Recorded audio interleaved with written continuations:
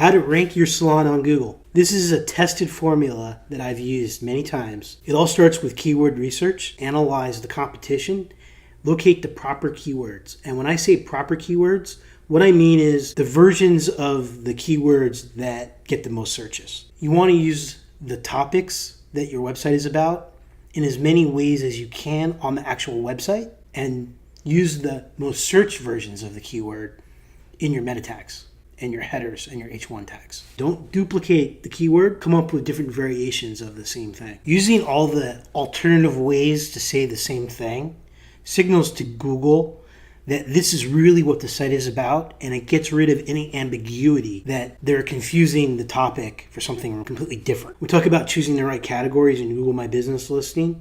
Be sure to get those categories and cities, just like your Google My Business listing has them, on your H1 tags in your site. If you don't know what an H1 tag is, we did another video about that, but you can also contact your web developer to be sure it's done that way. Get yourself some good site structure. When I say site structure, that means having lots of pages about relevant things. You should have a service page, and then each of your services should have their own page.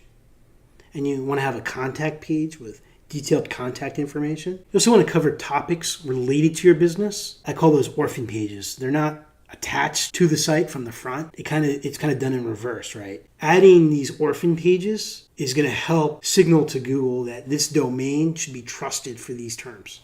You know what? I'll make a whole separate video about orphan pages. And then the big one, 99% of getting listed on Google, is link building. Getting good quality links that relate, that are relevant.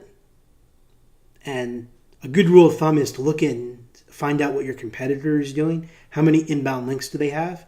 Not just regular inbound links, but how many citations do they have? And how many social media sites do they have? How many Web 2.0 properties do they have? And then just beat them. Get better links, build better citations. And when I say build better citations, I mean have citations that are active. Have reviews on your citation. Have the profile completely filled out.